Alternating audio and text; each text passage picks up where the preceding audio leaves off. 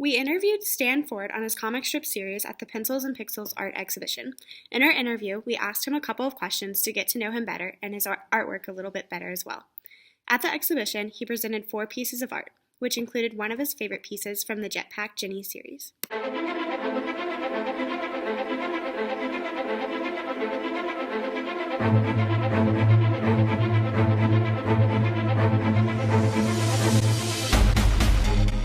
First of all, could you give us your name and the artwork that you are presenting today in the gallery? My name is Stan Ford, and the artwork I'm presenting are some sequential comic strips primarily from a webcomic I did called Jetpack Jenny. Inspired you with your artwork, for your artwork? The inspiration goes back just far back to childhood, that I grew up reading comics. Comics taught me how to read, taught me how to draw, and was a constant companion as I was growing up. So, what do you feel like your artwork conveys? The ultimate goal is telling the story, and the key is to have a story worth telling and to have subtext behind it. I primarily do science fiction because science fiction has a tradition of taking complex societal issues and giving an opinion or point of view through the guise of a fantastical story, along the lines of Star Trek, that kind of thing. What growth did you see in your work? From like the very first time you ever did any piece of artwork to now?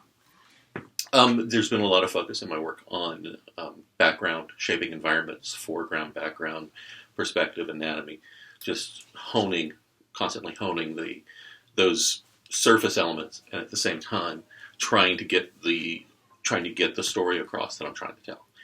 My first published work was very rough, and it's to the point, it's like most artists, I don't want to look at it. I don't want people to bring it up. It's something that I want people to see the more current work, which is what I got in the show. And do you have a piece of favorite artwork from the gallery in here? Probably Jetpack Jenny v.